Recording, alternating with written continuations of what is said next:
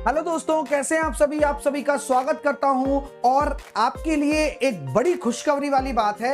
अब दोनों तरह की न्यूज है, क्योंकि आज ही उन्होंने नोटिस निकाला है रेलवे ने। मतलब 2019 का नोटिस है, आज जाकर पूरा हो रहा है। अच्छी बात है। और उन्होंने लास्ट में 3 पॉइंट और ऐड कर दिए, 8 नंबर, 9 नंबर और 10 नंबर। क्या है ये पॉइंट, क्या ये हमारे लिए फायदेमंद है और इससे रिजल्ट की कैसी आशंका आती है। आशंका मतलब रिजल्ट क्या आने वाला है, क्या आज रात को आ जाएगा, क्योंकि ग्रुप डी ने अपना लॉगिन पोर्टल की लिंक भी अपडेट कर दी है। जी बिल्कुल, क्या आज रात को आ जाए या कल आ जाए या आने वाले हफ्ते में आ जाए, मतलब इस हफ्ते में आ जाए। रिजल्ट आने की पूरी संभावनाएं हैं और हो सकता है कि बिल्कुल उन्होंने तैयार कर लिया है रिजल्ट। ऐसा क्यों, ऐसा मैं क्यों कह रहा हूं, चलिए मुद्दा पे बात करते हैं।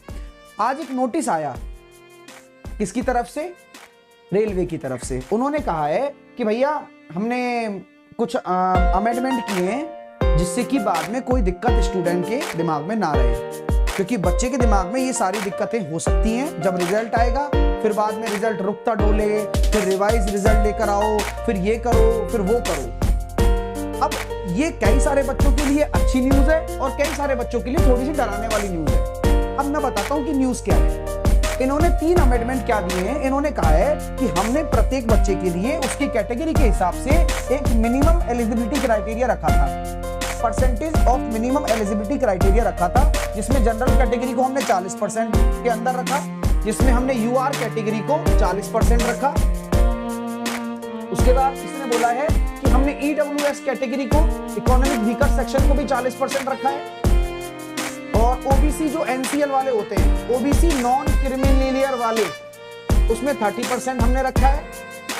उसके साथ साथ एससी को भी हमने 30% रखा है, मिनिमम परसेंटेज क्राइटेरिया जो एलिजिबिलिटी क्राइटेरिया है। और एसटी, यानी कि अगर आप इससे कम नंबर लेकर आते हो तो आप वैसे फेल हो,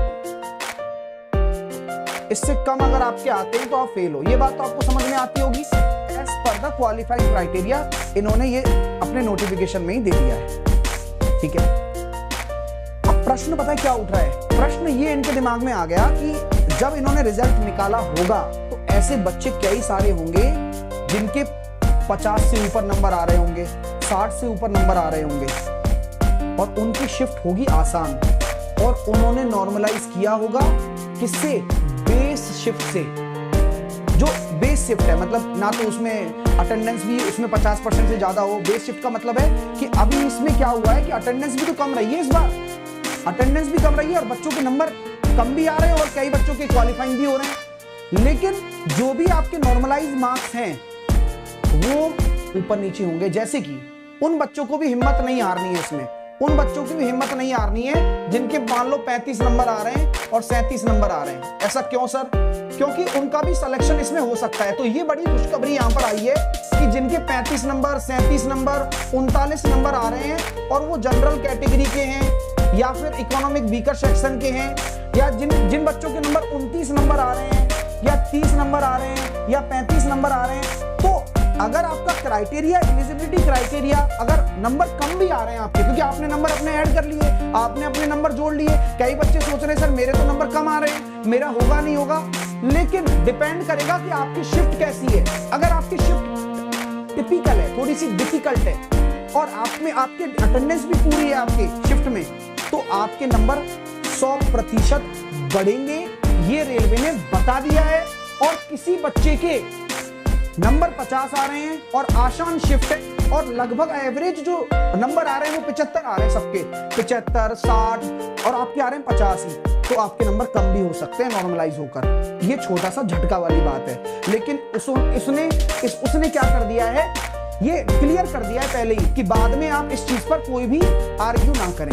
देखो उन्होंने क्या लिखा है, for this the percentile score of each candidate will be converted into the normalised marks. यानी कि हर कैंडिडेट के जो नंबर होंगे वो नॉर्मलाइज्ड मार्क्स में कन्वर्ट किए जाएंगे, रॉ मार्क्स नहीं होंगे। तो जिनके नंबर कम आ रहे हैं उनके लिए फायदे वाली बात हो सकती है कि हो सकता है इस बार परचम लहर ही जाए भाई साहब, क्या दिक्कत है, ठीक है। By interpolation of raw marks into the base shift, यानी कि साफ साफ बोल दिया गया है कि हमने एक मैथमेटिकल फॉर्मूला लगाया है, उस मैथमेटिकल फॉर्मूले के हिसाब से जो बेस शिफ्ट होगी, यानी कि एक बेस हमने मान लिया कि इस शिफ्ट में 50% से ज्यादा अटेंडेंस होनी चाहिए, इतना बेस क्राइटेरिया होना चाहिए।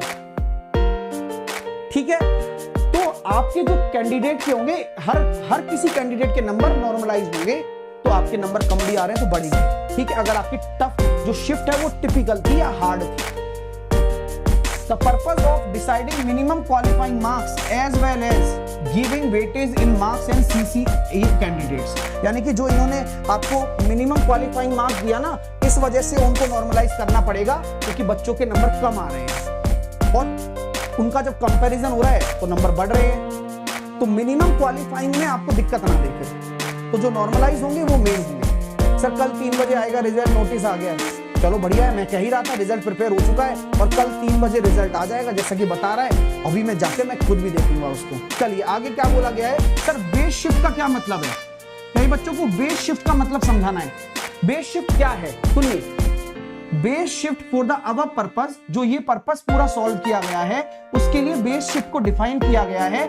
ऐसी शिफ्ट जिसमें हाईएस्ट मीन एवरेज, लो स्टैटिस्टिक्स लगा दिया और क्या, उसने मीन निकाल लिया, वहां पर एवरेज निकाल लिया, जितनी भी शिफ्ट उस दिन हुई है with a condition that is present candidate count should be 70% more than the average of the shift, यानी कि 70% से ज्यादा कैंडिडेट होने चाहिए उसमें।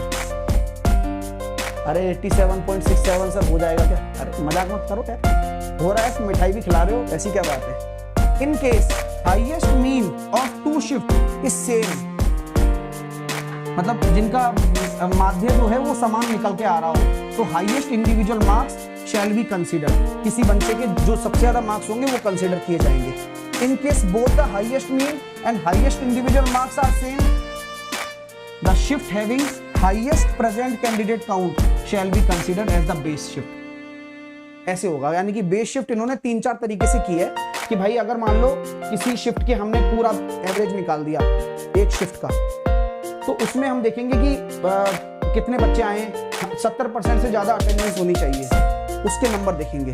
तो आप जैसे आपको ये भी रिस्क रहता है ना कि सर मान लो किसी में 30 ही बच्चे आए और उसके उस शिफ्ट में 30 बच्चे 90% से ऊपर नंबर ले आए, ऐसे काम नहीं चलेगा। ठीक है, तो ये भी इन्होंने क्लियर कर दिया है।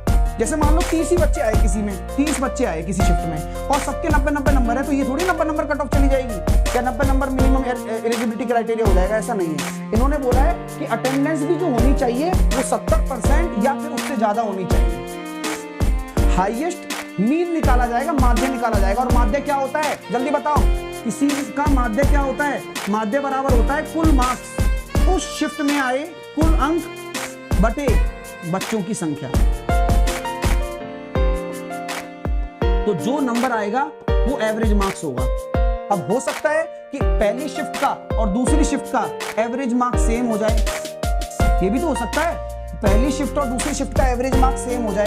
तो एवरेज मार्क्स अगर सेम हो गया तो फिर क्या करेंगे ये लोग, फिर वो देखेंगे कि कितने बच्चे मतलब किसमें ज्यादा बच्चे हैं, है ना, हाईएस्ट मीन और हाईएस्ट इंडिविजुअल मार्क्स देखेंगे, और फिर किसमें the having highest present candidate last में।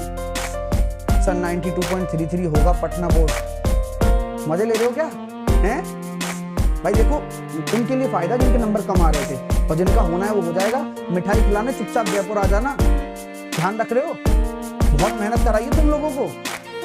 हाँ सर रोहित बोल रहा है कि कल रिजल्ट 3 बजे आएगा, हाँ मे भी हो सकता है भाई। देखो अभी तक तो ये क्राइटेरिया है, लेकिन रिजल्ट तैयार हो चुका है, ये कंफर्म है। इनका जो आज ये नोटिस इन्होंने दिया है ना 6 तारीख को, इसका मतलब साफ साफ है कि रिजल्ट तैयार हो चुका है, रिजल्ट में कोई गुंजाइश नहीं है, वो तैयार कर लिया इन लोगों ने, ये कंफर्म है। ठीक है माय डियर। हाँ सर 62 सर हो सकता है, देखो कट ऑफ कम जाएगी, कैंडिडेट नहीं आए पेपर देने, बच्चे भी कम आए हैं और सीट भी काफी है, तो इस बार तो मिठाई तैयार रखिए। पहले बात देर आए लेकिन दोस्त आने चाहिए, रिजल्ट आना चाहिए, और जो बच्चा लगातार पढ़ रहा है पेपर जरूर देते रहो। अभी जीडी कौन कौन दे रहा है? हाँ जीडी जो दे रहा है वो जीडी की तैयारी भी करते रहना, क्योंकि जीडी भी लग जाओ बढ़िया बात है, और ग्रुप डी तो ग्रुप डी है ही। फिर हो सकता है कि आने वाले समय में एएलपी की वैकेंसी भी आ रही है, टीटीई की भी आ रही है, आरपीएफ की भी वैकेंसी आ रही है, तो जैसी वो आएगी तैयारी तो हम रात को कर ही रहे हैं लगातार, और बढ़िया पढ़ते रहो। ठीक है माय डियर। चैनल को सब्सक्राइब कर लेना जो लगातार मेरे से जुड़े हुए हैं बच्चे हमेशा के लिए, क्योंकि वो एक जुड़ाव